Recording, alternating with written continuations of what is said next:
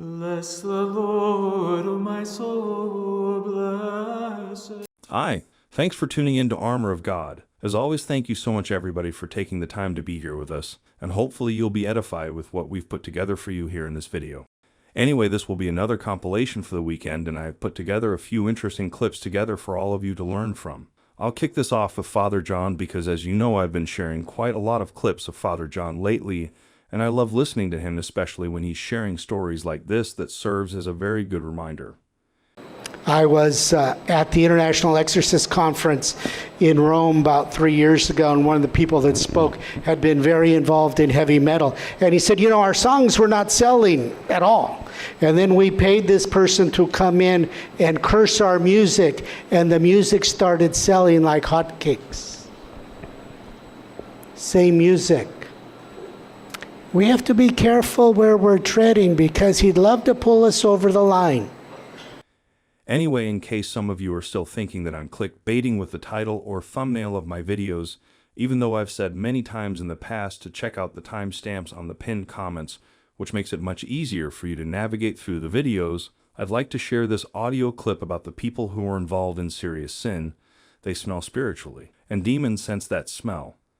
How many of you heard the story about St. Teresa the Little Flower, where people would smell roses if they would pray to her, and they would sometimes have the scent of roses, and it was a sign for them that St. Teresa was going to answer their prayer? How many of you have ever heard that story? You know, and this is Satanists tell this directly, that when people are involved in serious sin, they smell spiritually, and demons sense that smell, that odor. Just like we say in Catholicism, there's an odor of sanctification, that as people get holier and holier, there's like an aura, there's a presence that they give up.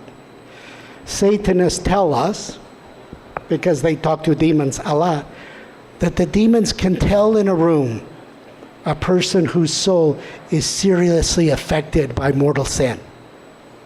They hover around them because they smell good to them. They want to hang with them because they know, I don't need to do a lot more. He's already in our camp. I just to give more opportunities to sin, and I'll lead him farther down the road toward us. One of the most powerful things you can do, or if you know somebody that you really believe may seriously have some form of possession, oppression, is help them go make a good confession. Because what are they doing? They're saying to God, God, I messed up. I'm sorry. Would you lift this from me? Every exorcist that's ever done always begins with the person who's going to be prayed over. You go to confession. There's going to be a priest right in the next room. You go to confession. After you go to confession, you come into the room and we will pray over you. Because when we choose to do sin, if we don't ask God to forgive us, it's still with us. We chose it. Free will. That's part of the free will problem. If we choose good, the good accrues to us. If we choose bad, evil accrues to us. So how do we go and say, okay, I want to get rid of this?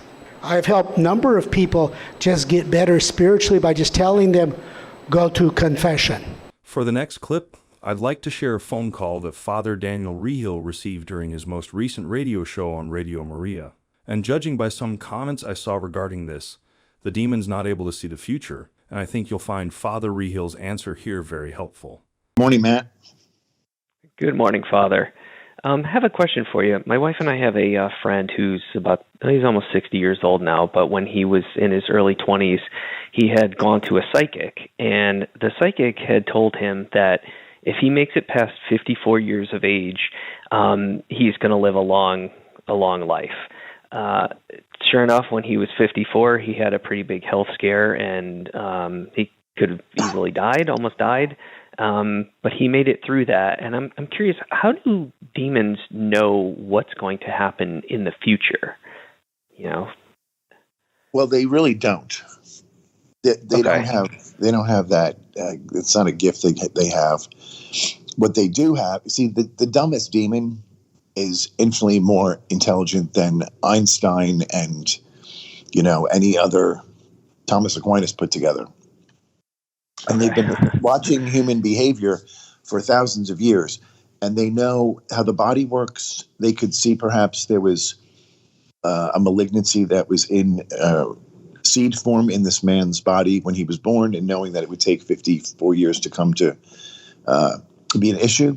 I mean, they know things about the science in the body we have not yet discovered. So they can predict very well, but nothing is for sure. You know, God can step in and say that's not going to happen. But they look like they know the future often because of that, because we just don't have the same intelligence, and we can't extrapolate things the way they can. So, you know, the guy should be grateful to God that he's still alive, and you know, be very devoted in his faith, and should renounce that psychic. And if he's Catholic, he should go to confession. Yeah, we're working on that. We're trying to bring him back. Okay, well, good for you. Yeah. Thanks for calling. Thank you so much. You're welcome. And recently, I've shared the Deliverance Prayers list and link on our channel's community post because a lot of you requested for it. When you click on the link, you'll be redirected to a long list of deliverance prayers on Msgr Stephen Rossetti's website. But anyway, my point in saying this is related to the audio clip of Father Reehil here. Well, it's not so much the prayer as the praying with your heart, you know? So anybody can read a prayer off of a page in a notebook. Even an atheist can do that. But it means nothing if they don't believe it, and it means even further less if they don't believe in God. So the more that you are praying from your heart with great love for Jesus, the more powerful that prayer will be.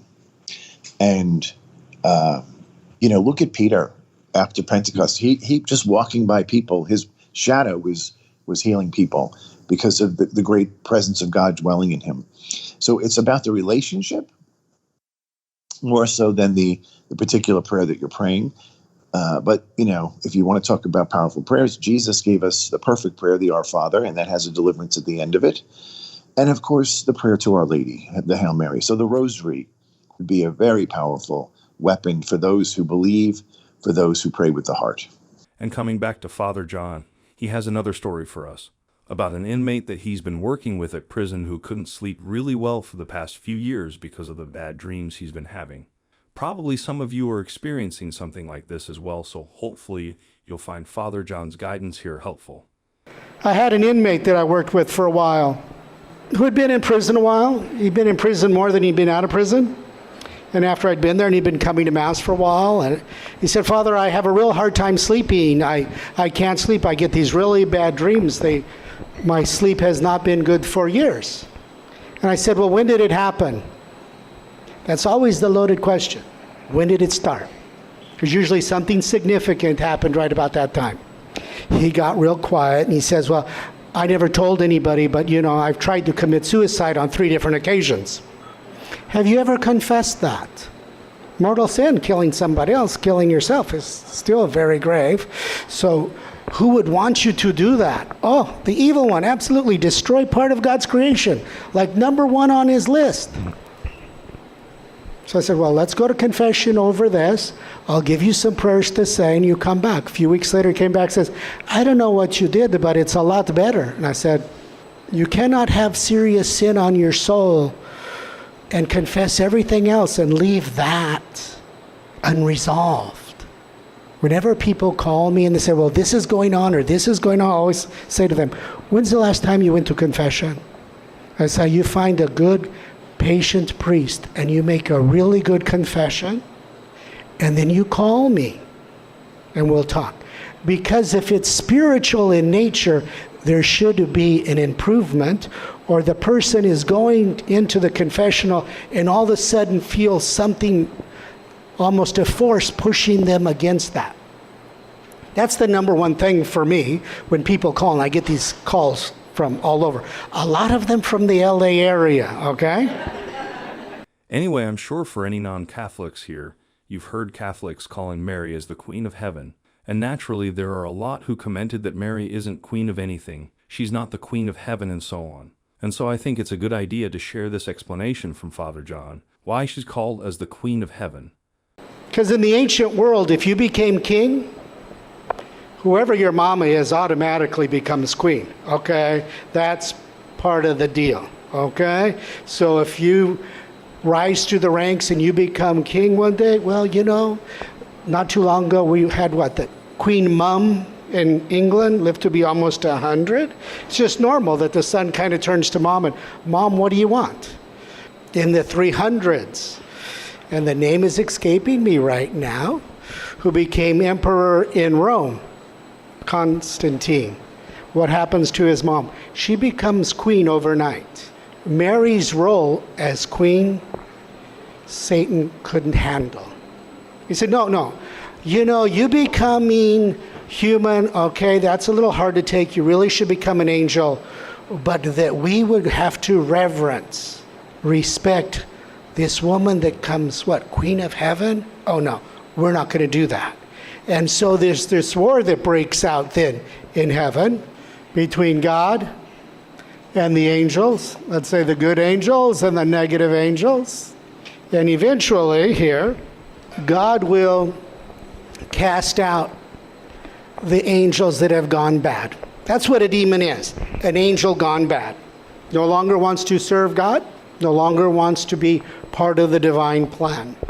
For the rest of the clips in this video that I'm sharing here are all excellent advice and guidance provided by Father John and Father Reehil. But before that, though, let me share this one from Father John, and it's for the Catholics watching this video. In the United States, most bishops had already given the average priest authority to do that. The way the Code of Canon Law read, if you committed murder, okay, particularly of a child in the womb, you had to go ask the bishop permission, can I absolve this person for this? Because it was considered a reserved sin. It was reserved for the bishop to approve. There are some sins reserved only to the Pope. If you desecrate the Blessed Sacrament, it's reserved to the Pope to forgive. Okay? And so, most bishops in the United States for the last 30, 40 years, automatically, when you became a priest and you were working in his diocese, he gives you this whole long list of things you can do. You can hear confessions, you can marry, you can bury, you can blah, blah, blah, blah, blah, blah, blah. And one of the things was always on the list is, yes, you can absolve people who have committed abortions or been involved in abortions.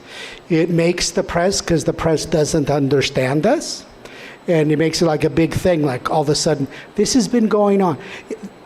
The only place it really matters is in some dioceses where the bishop hasn't done that.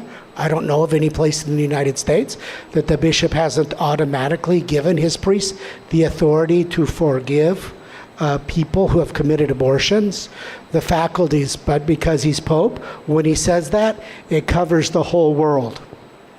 So the priest doesn't have to ask his bishop for permission for that, for the year of mercy. Anyway, as I said earlier, the following clips do not contain any stories from the two priests, but rather advice and guidance. Let's start from Father John. There's a scripture passage, it's one of my favorite ones. Jesus says we need to be as innocent as doves and as clever as serpents. Okay? We Christian people work really hard at being innocent. We need to up our game at being clever. Okay? We really need to up our game at being clever. I hate to tell you, because I work at a prison, I'm much more suspicious about many things because of that. Okay? And so, he takes advantage of us, our weaknesses. He watches us. It's like in the garden. What's he do? He takes this apple, shines it up, and goes to Adam, says, just like a bite, you could be like God. Here's the thing, it's part truth. You be like God. He'll know the difference between good and evil. I could live my whole life and not know that, and probably would have been really, really happy not to know that. Okay?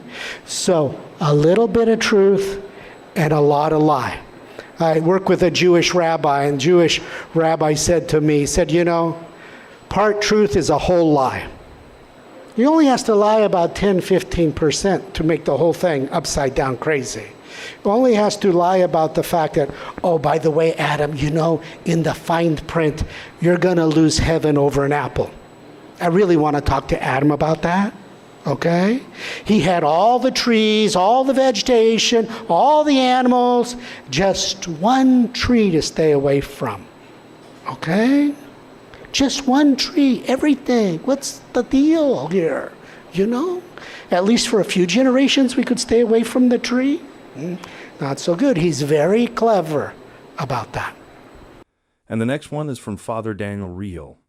Okay, well, we're all involved in spiritual warfare by being human beings, because the devil hates human beings, because Jesus, the Word became flesh and incarnated in human beings and became a human being, a divine person with a human body. So you're in it. Now, if you're baptized, you're really in it, because we know he particularly hates Christians. But what you can do is, the more virtuous your life is, the more you will be a threat. So it's not so much checking boxes on what I have to do. I have to do this, this, and this, and then I'm good. It's an overall virtue in your life. But if you then want to look at some prayers, the Chaplet of St. Michael, very powerful. I would add that in addition to the Rosary. And then for those who are so inclined and are at a new level of virtue, a higher level, there's prayers that Father Chad Ripperger has compiled called Auxilium Christianorum. And it's an app on your phone, and they are warfare prayers that are at the next level if you're interested. But there are requirements, There's requirements to be doing these prayers. So you'd have to read that and see if you're really at that level of engagement. And, if you are good. But again, it's your personal holiness. Charity covers a multitude of sins, so the more you're charitable, the more you're a threat. A few months ago, I shared something from Msgr Stephen Rossetti, where he cautioned people against eating a demon. I'm sure some of you remember this, and why it's always a good practice to bless our meals before we eat them. Because blessing our food is important. What we take into our bodies can have a profound effect physically, psychologically, and even spiritually. Most important, as we bless our food, we give thanks to God. A heart full of gratitude to God is a heart firmly on the road to the kingdom. Anyway, Msgr Rossetti shared an email from a woman who went on a vacation with her family to a country in South America. Here is the mother's personal account, which she shared with Msgr Rossetti. As my family approached the diverse array of dishes in a buffet, I recalled Msgr Rossetti's counsel on blessing meals. Inspired by the Holy Spirit, I requested a pause for prayer before partaking in the meal. The family, except for my second oldest son, respectfully bowed their heads. This son, a 21-year-old with a skeptical view towards prayer, dismissed the act. He said, "Mom, you are taking things to the extreme." That night, my son, who had scoffed at the notion of blessing meals, fell ill with a high fever and debilitating diarrhea. This only lasted a few hours. The next day, his health was back to normal. My entire family, especially my son, were left with a newfound appreciation for the power of prayer and gratitude. After this, my son was praying before meals, and so the obvious question is, all of the family members ate the same food, but only the son became sick. Was the son just unlucky, or did he eat a demon? And now for the last part of this video, I simply have to share this one from Father John with you. And I'm truly happy that a lot of you have found your way back to God by listening to the compilations of these priests. Not only for this video, but other videos as well. I am struggling with addiction too, and for many years before I was struggling with the idea of God. I struggled with the idea, if there's God, why are there so many injustices in the world? If God is fair, why are there more Italian saints in the last 100 years? What about those people born in communist countries like China and Korea? And so many other questions. So over the years, it doesn't happen overnight, but I began to put my trust and faith entirely in God's timing to provide me with the answers if it's according to His will. In the meantime, I couldn't possibly provide answers to the questions of faith with my own limited knowledge. That's when the idea of making compilation videos of priests came to be. It started with the subject of spiritual warfare, but as time went on, I continue to expand to other areas of our Christian faith, and now realizing there are also a lot of non-believers as well as our Protestant brothers and sisters watching the videos here. I can relate to a lot of the struggles some people have when it comes to believing in God because I was in that position before. But then a few also commented, why am I constantly interrupting the audio clips of these priests with my commentary? Well, then again, this is a compilation and not the full original video. These people can easily click on the links I provided in the description box below to watch the hour-long original videos. Anyway, coming back to Father John, here's the clip that I'm talking about earlier. Live what Christians have been doing for 2,000 years. Praying, the sacraments, adoration, works of mercy. That'll help you grow in your faith. It's like working out. We use the muscles, they get stronger. We don't use the muscles, they get weaker. Use your spiritual muscles. Do your different practices of faith and devotion. You'll find yourself much stronger. He won't want to mess with you. He may mess with your friends and family, and when you see it, you'll know, okay, I know what this is. So do that. Help people return to the practice of their faith. And another one from Father Reehil. Well, receiving the Eucharist is primarily a gift for the person receiving it, but you can offer your Eucharist up for a soul and say, I'm going to offer, you can offer the Mass for intention, and you can even offer the reception of the Eucharist for an intention, and just say, Jesus, I receive you out of love, and I ask for this Eucharist, but the merits and graces to be applied to so-and-so who's having a difficult time. He's so generous. You can't imagine the generosity God has. And when we are praying and offering things for people's healing and betterment, he's always going to respond with love. Well, then that will be all for the video this time. As always, thank you so much for taking the time to be here with us. And hopefully all of you have learned a lot from this video. If there's any feedback or suggestion, please do let me know in the comments below. And I truly appreciate that a lot of you, when you disagree with something this priest or that priest said, you write your disagreement in a respectful manner. Thank you so much for that. Anyway, for those of you who'd like to support our works, there's a link to our PayPal donation in the description box below. And from the bottom of my heart, thank you so much for your continuous support, contribution, and prayers. We cannot do this without all of you, and for that, again, thank you so much, everybody. Well then, until the next one, stay safe, stay healthy, and may God bless you.